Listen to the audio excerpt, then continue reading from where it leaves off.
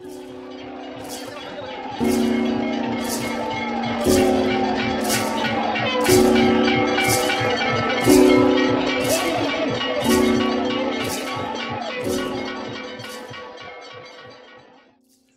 मित्रांनो, मी सूरज पुरारकर पुन्हा एकदा आपल्या यूट्यूब चॅनलमध्ये तुमचं सहर्ष स्वागत करत आहे, ज्याचं नाव आहे कला भटकंती।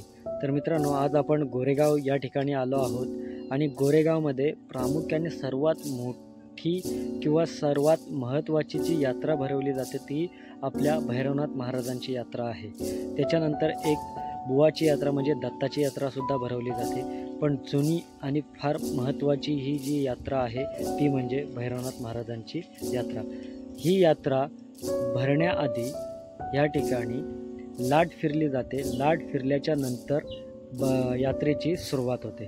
तर मित्रांनो, लाट, बगाड आणि यात्रा ह्या संदर्भात थोडीशी माहिती आपण तुम्हाला या व्हिडिओमध्ये देणार आहोत। लाट कुठून येते, कशी येते, कोणत्या प्रकारे आणली जाते, त्याच्यानंतर लाट म्हणजे नक्की काय आहे आणि ती काय करतात, मंदिरापाशी आणून तिचं काय केलं जातं आणि यात्रा कशी सुरुवात होते।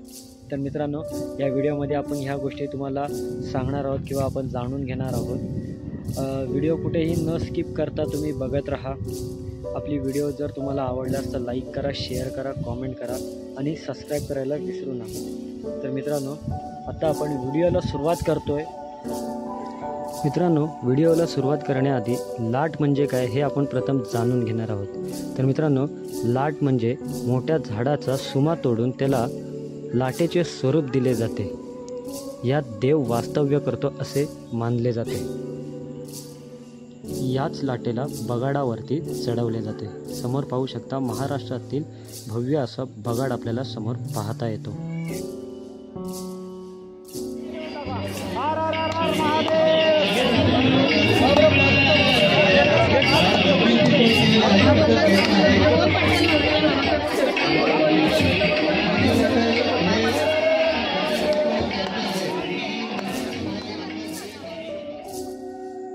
सालाबादप्रमाणे यंदाही लाट उत्सव करण्यात येत आहे। तर मित्रांनो, भैरवनाथ महाराजांची यात्रा सुरू होण्याआधी 2 ते 3 दिवस लाट उत्सवाची तयारी मोठ्या थाटामाटात सुरू करण्यात येते। चैत्र पौर्णिमेला गोरेगावमध्ये श्री भैरवनाथ महाराज यांची यात्रा भरते।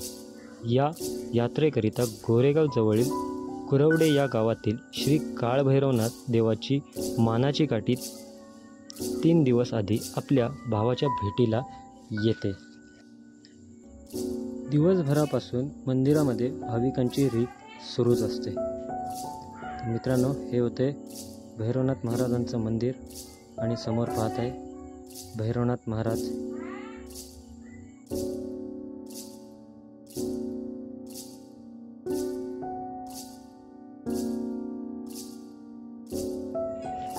ही देवाची लाट सुमारे 10 किलोमीटरवरून मंदिरापर्यंत आणली जाते। ज्या ठिकाणी लाट असते त्या ठिकाणी लाटेचा सुमा तोडून लाट तयार झाली की थोड्याच वेळात देवाला नारळ देणे किंवा नवस करण्यास सुरुवात होते।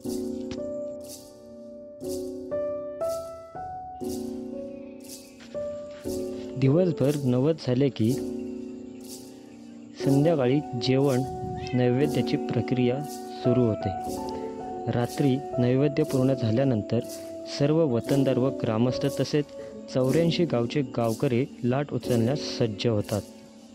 रात्री 9च्या सुमारास लाट जागेवरून उचलली जाते।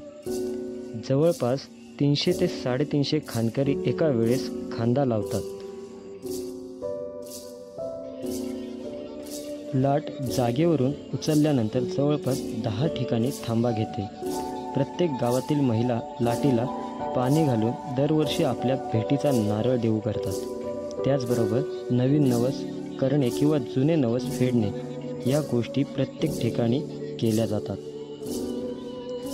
लाट पहाटेपर्यंत मंदिरापर्यंत पोहोचते। पोहोचल्यानंतर एक फेरी बगाडाला मारली जाते।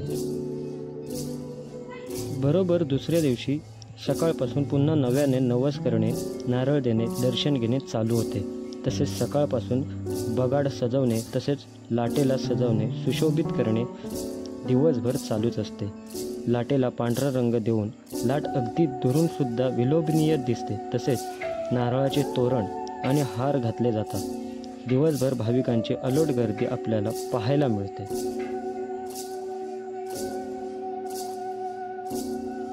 यात्रेच्या दिवशी संध्याकाळी सुमारे 5-5:30च्या वेळेत लाट बगाडावरती चढवण्यास सुरुवात करण्यात येते.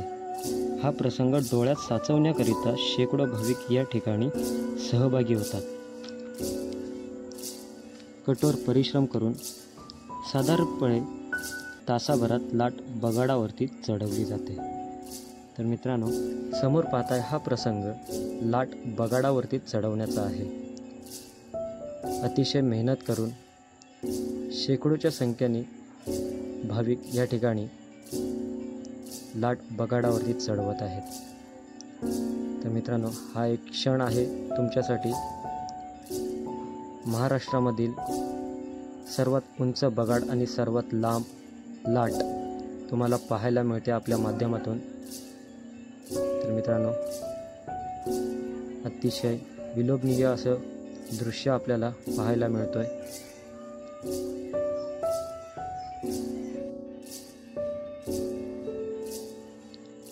महाराष्ट्रातील सर्वात उंच बगाड हे कोकणातील रायगड जिल्ह्यामधील माणगाव तालुक्यातील गोरेगाव शहरामध्ये स्थित आहे. जवळपास 35 ते 40 फूट हा उंच बगाड आपल्याला समोर पाहायला मिळतो. तसेच महाराष्ट्रातील सर्वात लांब लाट आपल्याला या ठिकाणी पाहायला मिळते. जवळपास 60 फूट ही लाट असावी. ही लाट शेकडो जणांच्या समवेत बगाडावरती मोठ्या मेहनतीने चढवली जाते.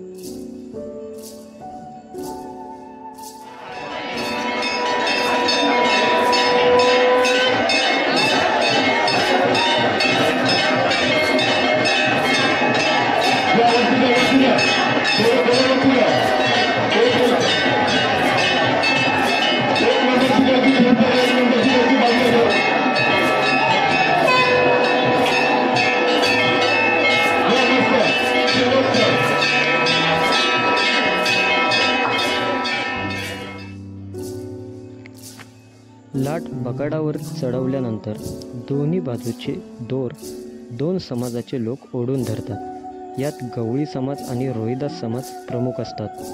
तसेच वतनदारसुद्धा आपल्याला पाहायला मिळतात.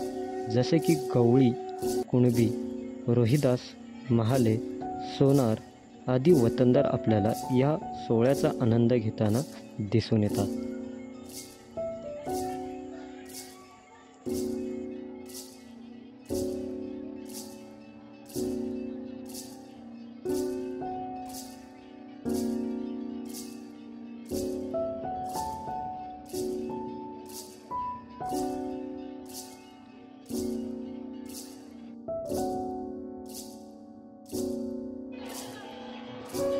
लाटीला बगाडावर चढवल्यानंतर 3 फेऱ्या फिरवल्या जातात. फिरवताना दोन्ही समाज खालून दोन्ही बाजूस दोर खेचून धरून लाटीसोबत फिरत असतात. तर मित्रांनो, लाट फिरण्याचा प्रसंग आपण पाहत आहात. पारंपरिक खालूबाजा वाजवून लाट बगाडावरती फिरवली जाते.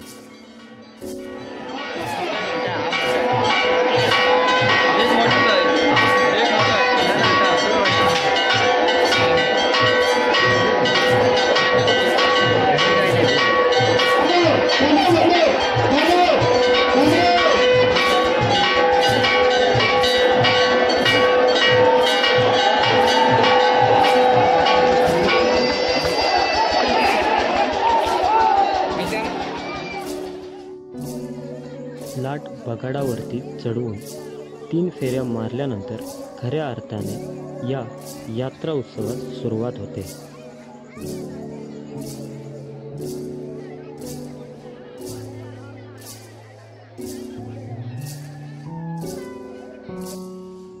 भर मंदिरात लांबच्या लांब दर्शन रांगा आपल्याला पाहायला मिळतात. तसेच ही यात्रा फार जुनी असून या यात्रेला आणि लाट उत्सवाला विशेष महत्त्व दिले जाते. त्यामुळे ही भैरवनाथाची यात्रा गोरेगावकरांसाठी फार महत्त्वाची यात्रा ठरते।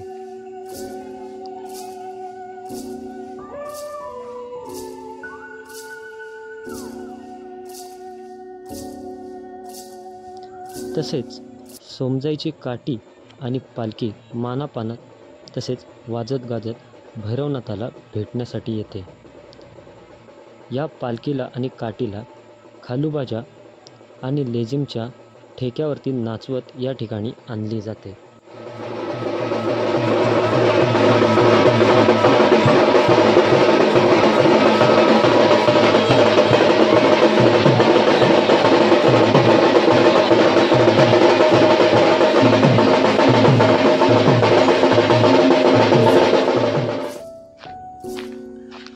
तर मित्रांनो, फायनली आपण आता रात्री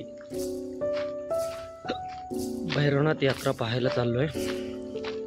थोडीशी उचकी लागली मला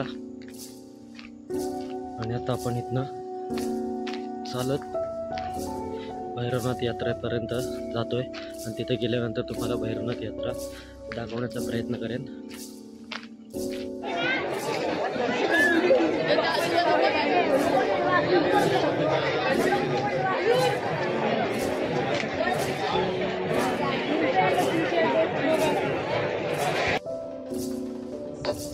तसेच मध्यरात्री मुख्य काठी म्हणजे भिनाडची काठी, ही काठी रात्री सुमारे 2:30च्या सुमारास भावाच्या भेटीला येते। भाव आपल्या बहिणीला आणण्याकरिता मध्यभागी जाऊन मानापानात वाजत गाजत घेऊन येतो। मित्रांनो, मिळालेली माहिती किंवा माझ्याकडे असलेली माहिती ही मी तुमच्यापर्यंत पोहोचवत आहे। या माहितीमध्ये काही माहिती अपुरीसुद्धा असू शकते, त्याबद्दल मी दिलगिरी व्यक्त करतो आणि माझ्याकडे असणारी माहिती मी तुमच्यापर्यंत पोहोचवत आहे। तर मित्रांनो, नक्कीच आपली व्हिडिओ शेवटपर्यंत बघा।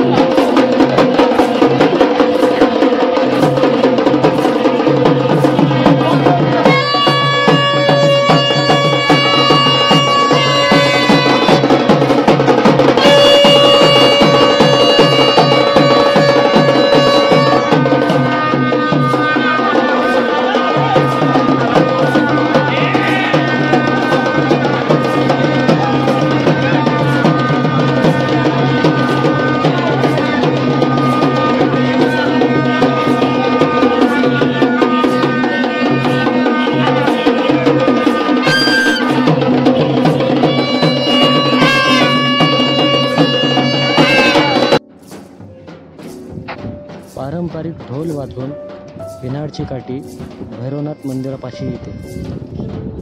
तुम्ही समोर पाहताय पारंपरिक ढोल वाजवत आहेत।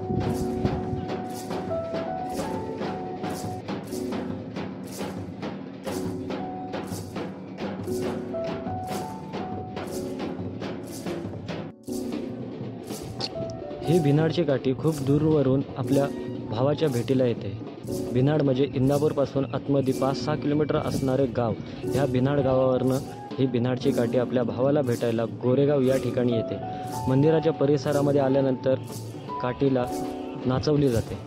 नाचवत नाचवत काठीला मंदिराच्या फेऱ्या मारल्या जातात आणि मग काठी मंदिरापाशी उभी केली जाते।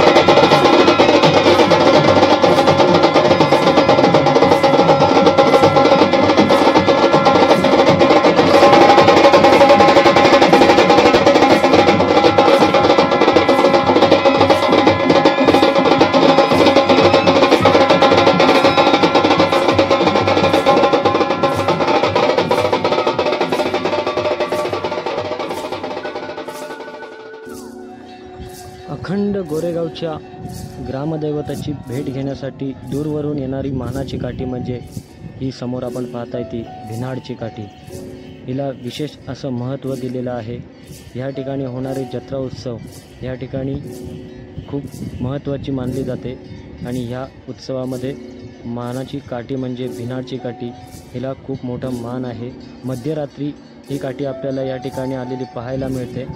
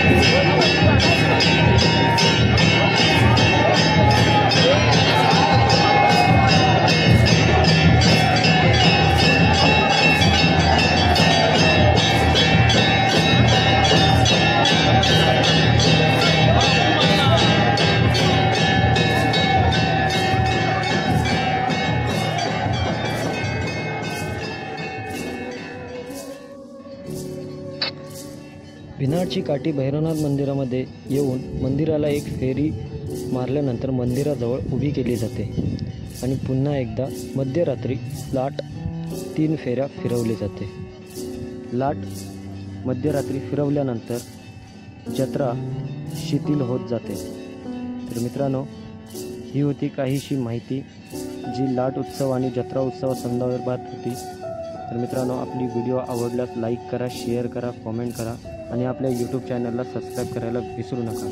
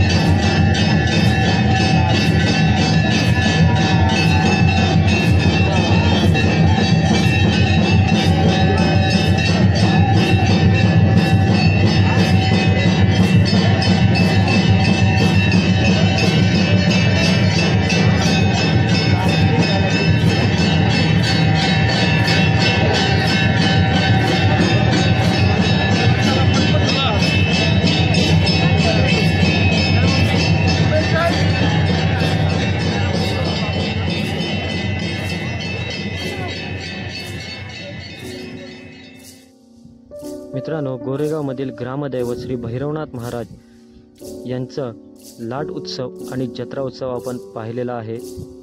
समोरच साक्षात तुम्हाला भैरवनाथ महाराजांचं दर्शन होत आहे. तर मित्रांनो, भेटूया आपण पुढील व्हिडिओमध्ये. तोपर्यंत